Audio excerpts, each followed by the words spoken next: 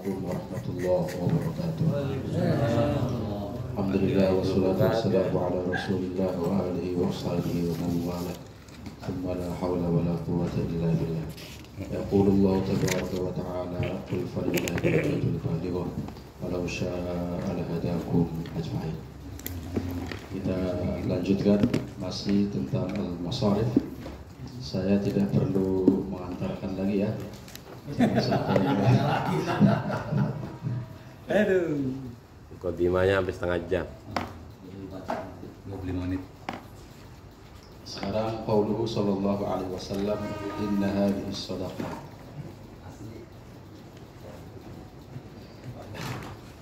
Qauluhu sallallahu alaihi wasallam inna hadhihi shadaqati innama hiya min awsakhin nas wa annaha la tahillu li Muhammadin wala li ali Muhammadin. Kalau di situ enggak ada minnya ya. Innama hiya awsakhun nas. Ada. Ada. Ada apa enggak ada? Ada. Mahal ada. Amin awsakhin nas. Ada yang ada min awsakhin nas, ada yang Enggak ada. tidak ada. Inna hadhihi shadaqat, sesungguhnya sedekah-sedekah ini maksudnya zakat ya, sedekah-sedekah yang wajib atau bahkan bukan yang wajib. Innama hiya min awsakhin nas. Jadi tidaklah ia itu kecuali merupakan awsakh, daki, kotoran ya dari manusia.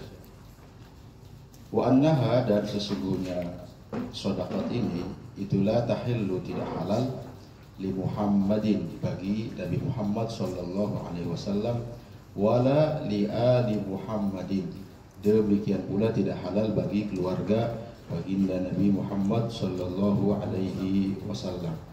Maka kemudian kata Imam Syafi'i yang termasuk al Muhammad itu Bani Hashim dan Bani Muttalib, Bani Hashim dan Bani Muttalib. Nanti juga ada apa perbedaan, apakah sedekah yang tidak wajib itu boleh untuk keluarga Nabi atau tidak boleh, itu ada perbedaan. Kalau bagi Nabi disepakati baik sedekah yang wajib ataupun tidak wajib itu haram, tidak diperbolehkan. Aqul innama kanat awsakhan li'annaha tukaffirul khotoya wa tadfa'ul bala wa taqa'u fida'an 'anil abdi fi dzalika.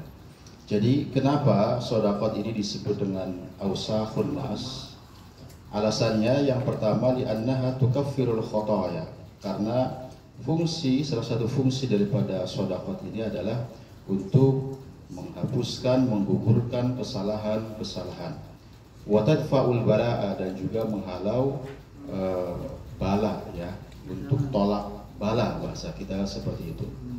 Wa taqa'u fida'an, dan yang ketiga dia atau sedekah tadi berposisi sebagai fida'an, sebagai tebusan, anil abdi, dari seorang hamba, fi dzalika, terkait dengan hal tersebut. Fi dzalika di sini maksudnya adalah fil bala'i, fil khotoya wal bal. Maka dari itu, kalau misalkan di antara kita ada yang naik kendaraan kemudian ngelindas kucing begitu ya, nggak usah yang aneh-aneh, udah sedekah saja, zakat saja. Kenapa? Karena salah satu fungsinya adalah daf'ul bala, dan juga sebagai fidaan ya, sebagai penebusan atas kesalahan yang mungkin bisa jadi dengan kesalahan tersebut bisa mendatangkan bala dari Allah Subhanahu wa ta'ala.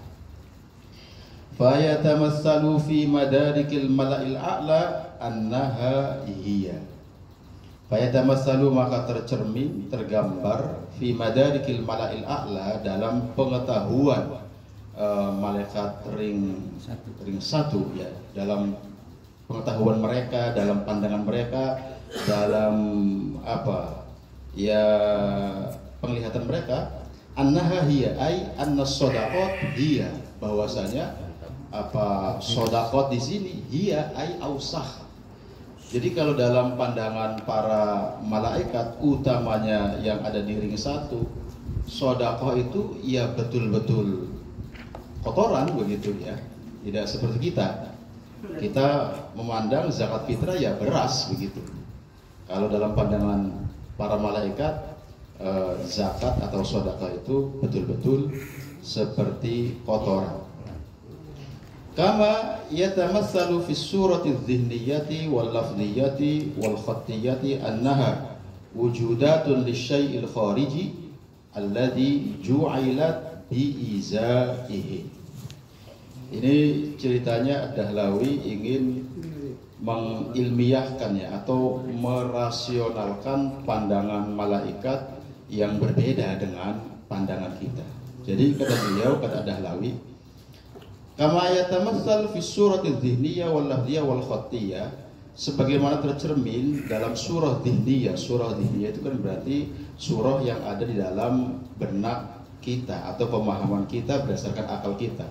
Wal lafdhiyah juga yang ada dalam surah lafdhiyah. Surah lafdhiyah itu maksudnya gambaran yang sudah diucapkan dalam bentuk perkataan. Wal khattiyah atau surah yang dalam bentuk tulisan kita. Annaha, bahwasanya ketiga surah ini, surah dhihniyah, lafdhiyah dan khattiyah, itu wujudatun, semuanya adalah wujud-wujud lisyai'il khariji, untuk menjelaskan tentang al-haqiqah al-khariji, tentang wujud khariji, wujud realita yang bersifat eksternal, alladhi ju'ilat bi izaihi, di mana wujud-wujud yang tiga tadi, surah dhihniyah, lafdhiyah dan khattiyah, itu seolah-olah diposisikan di hadapannya ya, di hadapan asy-syai' al-khariji.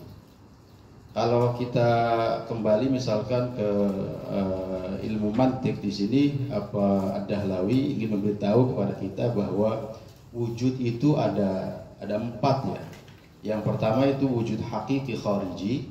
Wujud hakiki khariji itu maksudnya wujud real yang bisa dilihat, bisa diindra.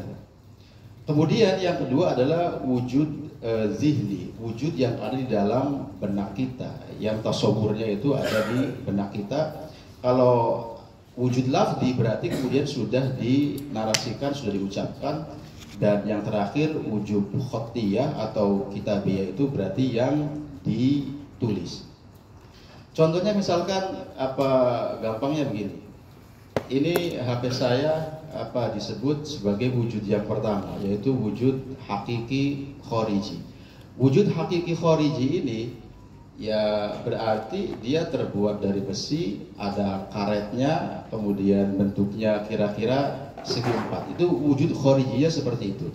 Tapi kemudian ketika kita melihat wujud khariji ini masuk dalam benak kita, dalam logika kita, dalam akal kita, wujudnya kemudian berubah, berbeda. Kita akan berpikir bahwa ini itu bukan hanya sekedar karet, bukan hanya sekedar besi yang bentuknya seperti ini, tapi kemudian ini merupakan alat komunikasi paling canggih di abad ini. Itu kan kira-kira wujud dhihninya. Kalau misalkan dinarasikan, ya seperti tadi, bisa jadi apa yang ada di benak kita ketika dinarasikan itu ada perbedaan, atau kemudian ketika dituliskan. Jadi Ad-Dahlawi ingin menyampaikan wujud khariji dari sedekah. Ya kalau bentuknya beras berarti beras, kalau bentuknya kacang berarti kacang, kalau bentuknya uang berarti uang. Itu kan hanya kertas dan makanan. Tapi kemudian ketika wujudnya itu dilihat, dipandang berdasarkan pengetahuan malaikat, maka kemudian berubah. Yang tadinya wujud khariji terbuat dari makanan, menurut mereka para malaikat wujud tersebut tidak lain adalah ausakhun nas. Jadi kira-kira itu yang ingin disampaikan oleh Ad-Dahlawi, kenapa kemudian membuat permisalan seperti ini. Wa hadza yusamma indana bil wujudi at-tashbihi. Jadi ini Yang 3 tadi yaitu zihniyah, lafdiyah dan khattiyah, menurut kami itulah yang disebut dengan wujud tasbihi, ay al-wujudul musyabih. Maksudnya wujud yang menyerupai wujud aslinya tapi kemudian hakikatnya berbeda. Maka lanjutannya kata Ad-Dahlawi, fatudriku ba'dun nufusil aliyati anna fiha zulmatan. Maka sebagian jiwa-jiwa yang tinggi, jiwa-jiwa yang suci, ini khususnya malaikat ring pertama, mereka itu mengetahui, melihat bahwasannya di dalam sodakoh tadi, as-sodakoh, itu di sana ada zulmah, ada kegelapan, ada titik yang membuat mereka itu menjauh, artinya tidak baik. Wa yanzilul amru ila ba'dil ahyazi an-nazilati. Kemudian perkara ini, masalah ini juga turun ke makom-makom berikutnya yang lebih rendah. Al-ahyaz itu jamak dari al-hayyizu yang bisa bermakna al-makan atau al-amkinah. Jadi setelah diketahui kemampuan ini dicapai oleh al-mala'ul a'la, turun kepada malaikat-malaikat yang berikutnya, ya, al-mala'us safi. Wa qad yushahidu ahlul mukasyafati tilka zulmata aido. Dan orang-orang yang kategorinya ahlul mukasyafah, para sufi yang hatinya bersih, juga tidak menutup kemungkinan bagi mereka, terkadang mereka bisa melihat bahwa dalam sedekah itu ada zulmah. Jadi betul-betul dilihat ausahnya, begitu ya, betul-betul dilihat ausahnya. Maka mungkin ya mungkin juga kalau orang bisa melihat diri kita, ya, orang yang soleh mungkin melihat diri kita itu yang terlihat bukan nur tapi sebaliknya zulmah, ya, ada kegelapan yang sunnah, ada yang mengatakan bahwa itu diperbolehkan. Juga ada pendapat lain, kenapa keluarga Nabi ketika itu tidak boleh menerima zakat? Karena keluarga Nabi saat itu mereka masih mendapatkan jatah yang al-khumus itu dari ghanimah yang ada, ya. Jadi paling tidak itu masih tercukupi kebutuhannya. Tapi al-khumus juga kan kemudian tidak diberlakukan oleh pemerintah setelahnya, ya. Sampai sekarang sudah tidak ada.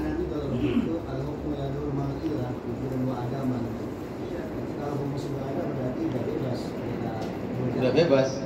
Tapi bukan alasan juga. salah satu maksudnya hikmahnya begitu. Ilahnya tadi itu istilahnya ausapun nasrasa. Iya, tadi kan kalau tadi yang humus karena keluarga Rasul sudah tercukupi dengan humus dari ghanimah. Kan? Sekarang ghanimah sudah tidak ada. Akan kira-kira kalau itu dijadikan sebagai ilah, maksud saya.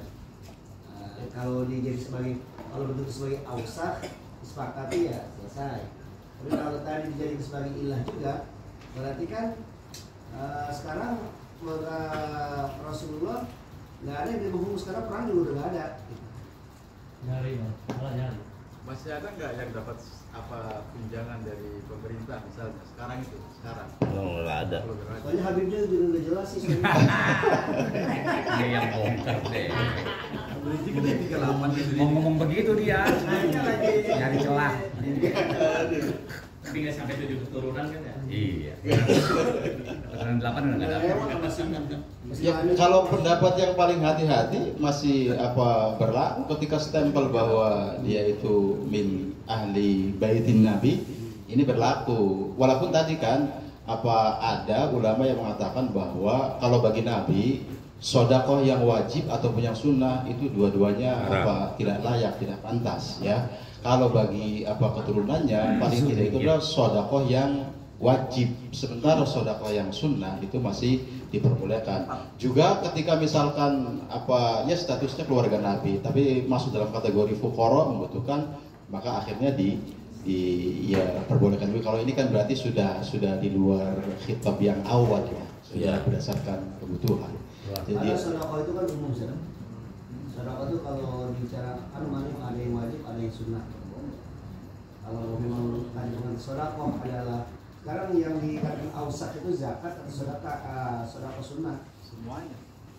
Kalau di ini yang di ini sodako itu ada sodako, ada hadiah kan. Jadi nanti Kalau Jadi, Nah, itu nanti lain lagi. Ada pembahasannya di sini terkait tidak dengan murni, maksudnya tidak menerima apa-apa. Kalau di hadiah itu kan menerima dalam rangka menghormati dapur sodako. Dari yang kaya ke yang bawahnya kan itu yang Hadiah. kita baca dulu ya. Ini ada di sini nih. Nanti mentok di sini. Ingatin di koloni ya. Jadi hadiah. Jadi waqad yushahidu ahlul mukasyafati tilka dzulmata aidan. Bukan hanya para malaikat saja ya, ahlul mukasyafah juga ada yang melihat bahwa dalam sedekah itu memang betul-betul ada zulma. Apalagi Nabi itu kan sayyidu ahlil mukasyafah ya. Jadi secara otomatis ketika beliau mengatakan innama hiya min awsakhin nas, berarti Nabi memang betul-betul melihat bahwa sedekah itu min awsakhin nas begitu. Wa kana sayyidi al-walid, ini berarti bercerita tentang orang tuanya ya, orang tua Ad-Dahlawi, quddisa sirruhu ya, mudah-mudahan disucikan sirnya. Yahki dzalika min nafsihi. Jadi bapaknya Ad-Dahlawi itu pernah bercerita kepada Ad-Dahlawi itu terkait dengan hal ini, bahwa dirinya juga pernah mengalami, menyaksikan bahwa sedekah itu memang betul-betul zulmah gitu. Kalau kita ya mengalami juga ketika sedekahnya itu gelap gitu. Jadi semuanya gelap, dilihat gelap.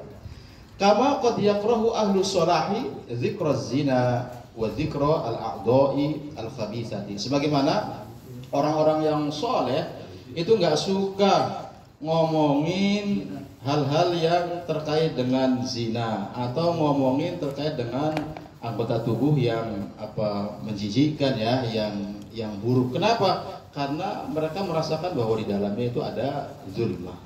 Termasuk mungkin ngomongin janda juga. Masuk ya? Enggak masuk. Tujuannya ya, Nggak tergantung tujuannya. Menyelamatkan janda nggak apa-apa. Oh, menyelamatkan. kok masa itu masih buruk. Kasihan atau Ustaz janda. Waduh bilang debu ya. Wa yuhibbuna dzikral asya'il jamilati. Sebaliknya mereka suka sekali menyebutkan hal-hal yang baik. Wa yu'azzimuna ismallah, dan juga mereka mengagungkan nama Allah Subhanahu wa taala, karena ini sebaliknya, ketika yang diomongkan adalah kebaikan-kebaikan asma Allah, maka ada nur di sana, maka orang-orang soleh itu suka. Jadi itu alasan yang pertama ya, karena memang bahwa sedekah itu adalah min awsakhinas. Wa aidan juga berarti ini kira-kira hikmah yang kedua ya. Fa innal mala alladhi ya'khudhuhu al-insan min ghairi mubadarati 'ainin aw naf'in ya, karena sesungguhnya harta benda yang diambil oleh manusia, oleh kita, min ghairi mubadarati 'ainin aw naf'in, yang tanpa adanya tukar menukar benda atau manfaatnya, jadi tidak ada barter begitu ya. Wala yuradu bihi ihtiramu wajhihi, dan tidak dimaksudkan di sini adalah harta yang tujuannya itu dianggap mulia. Ini jumlah i'tiradiyah ya, kategorinya adalah ihtiras. Fihi dhillatun wa mahana, di dalamnya itu ada kehinaan, ada kerendahan. Jadi kalau mau gampangnya kita buang ini, wala yuradu bihi ihtiram wajhihi. Jadi fa innal mal alladhi ya'khudhuhu al-insan min ghairi mubadarati 'ainin aw naf'in fihi dhillatun wa mahana. Jadi harta yang kita ambil tanpa adanya tukar menukar bendanya atau manfaatnya, di dalam itu terdapat kehinaan dan juga kerendahan. Kecuali ya, wala yurdi itu maksudnya dia ihtiras. Kecuali maksudnya harta benda yang tujuannya itu dimuliakan, contohnya seperti hadiah, maka kemudian tidak masuk dalam kategori zillah, juga tidak masuk dalam kategori muhana. Wa yakunu li sahibil mali alaihi fadlun wa minnatun.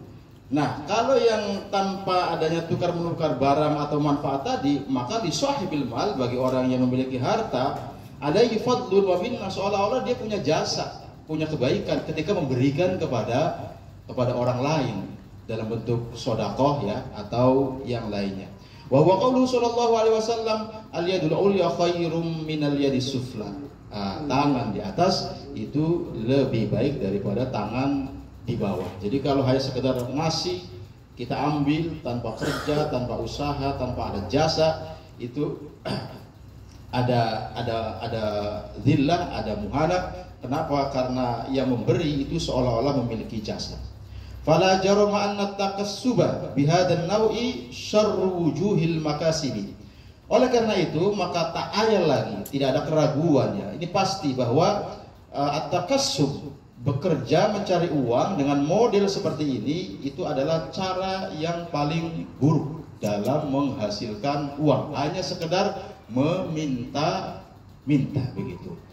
Pekerjaan ini la yaliku bil mutahharin, sama sekali nggak pantas bagi orang-orang yang dianggap suci, wal munawwahi bihim fil millah, dan orang-orang yang dihormati dalam agama. Jadi pemuka-pemuka agama itu tidak boleh, maksudnya menerima, meminta-minta hanya sekedar pemberian dari orang lain, apalagi di situ kategorinya adalah sedekah. Tapi aliyatul kuliah sekarang lebih buruk. Kenapa? Ambilnya sekarang dari atas gitu. Dirampok begitu ya.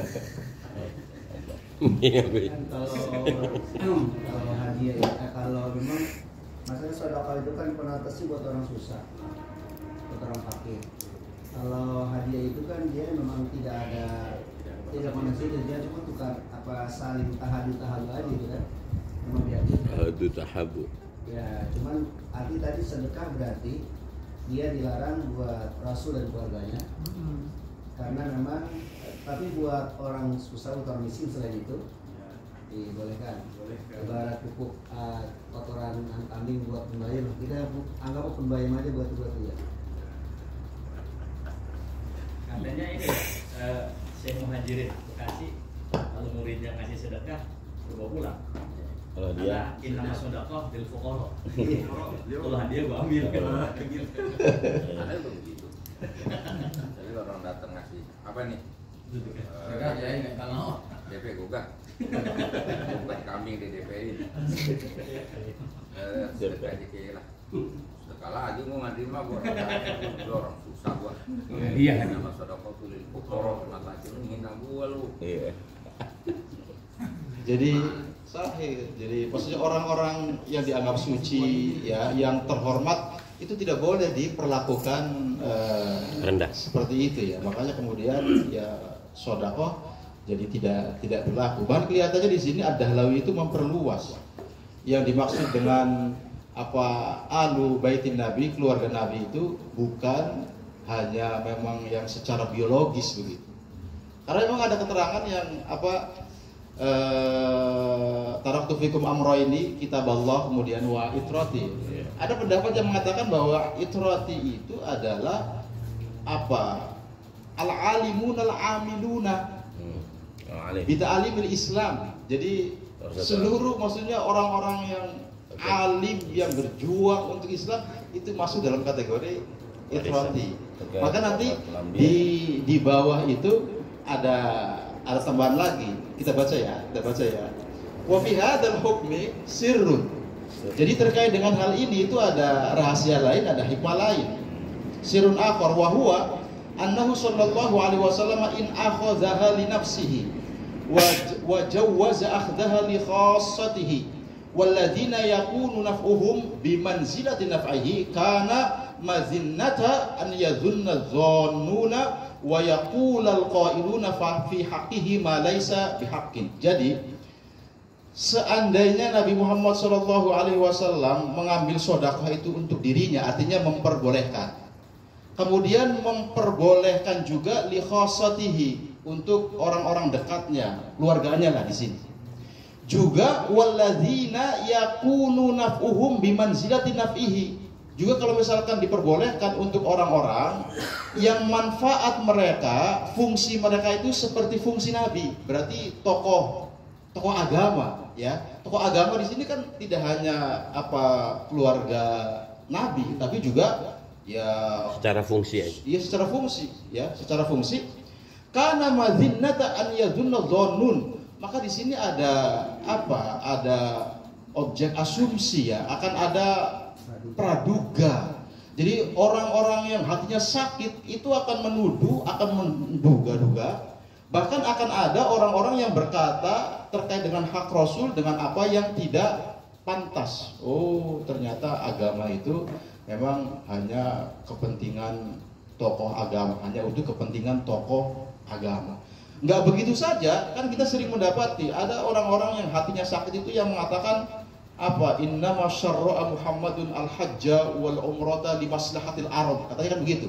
Jadi kenapa Nabi itu mewajibkan haji, umroh dan seterusnya? Itu demi kepentingan orang Arab, biar jualannya laku, bla bla semuanya ke sana mendapatkan keuntungan secara finansial. Apalagi kalau misalkan sedekah itu boleh diambil untuk Nabi, untuk keluarganya, orang-orang dekatnya.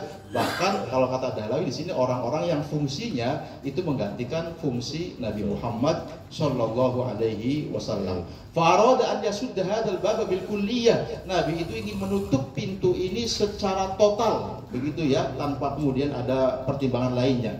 Wa yajharu bi anna manafi'aha raji'atun ilaihim. Dan Nabi sudah mendeklarasikan bahwa manfaat daripada sedekah tadi atau zakat tadi itu betul-betul kembali kepada mereka ya, orang-orang yang membutuhkan. Wa innama tu'khadhu min aghniyaihim wa turaddu 'ala fuqara'ihim rahmatan bihim wa hadban 'alaihim wa taqriban lahum minal khairi wa inqadhan lahum minasyarr. Adapun alasan kenapa sedekah zakat itu diambil dari orang kaya dan dikembalikan kepada orang-orang fakir, itu karena rahmat bagi mereka ya, kasih sayang kepada mereka, belas kasihan kepada mereka, untuk mendekatkan mereka kepada kebaikan dan menyelamatkan mereka dari keburukan. Jangan sampai gara-gara tidak makan kemudian mencuri, merampok, membunuh dan seterusnya. Walamma kanatil mas'alatu ta'arudan lidzillati wa khawdan fil waqahati wa qadhan fil muru'ati syaddada Nabi sallallahu alaihi wasallam fiha illa li daruratin la yajidu minha buddan. Dan ketika masalah atau meminta-minta itu bisa menyebabkan seseorang jatuh pada kehinaan, bisa menyebabkan seorang itu tenggelam dalam waqaha. Waqaha itu maksudnya ya nggak punya rasa malu gitu. Wa qadhan fil muru'ah, juga bisa mencederai muru'ah seseorang. Maka Nabi di sini melarang keras terkait dengan meminta-minta kecuali karena kondisi darurat yang tidak ada obatnya. Kira-kira seperti itu. Wa aidan idza jaratil 'adatu biha wa lam yastankif an-nasu 'anha wa saru yastaksiruna amwalahum biha kana dzalika sababan li ihmalil aqsabi allati la budda minha. Juga kalau misalkan ini dijadikan sebagai kebiasaan, maksudnya meminta-minta tadi ya, dan orang-orang manusia itu tidak menahan diri dari meminta-minta, kemudian ada bahkan di antara mereka yang menjadikan meminta-minta itu sebagai profesi, yastaksiruna amwalahum, untuk menambah kekayaan mereka, maka ini pasti akan menjadi sebab li ihmalil aqsabil lati la budda minha. Jadi akan melemahkan sektor-sektor pekerjaan yang seharusnya itu digiatkan, seperti perdagangan dan seterusnya. Au taqliliha, atau paling tidak akan mengurangi produktivitasnya. Wa tadyiqiha ala ahli amwali bi ghairi haq, juga akan mempersempit orang-orang kaya ya dengan alasan yang tidak dibenarkan. Kenapa? Karena jualannya kira-kira nggak laku. Yang laku adalah orang meminta dan seterusnya.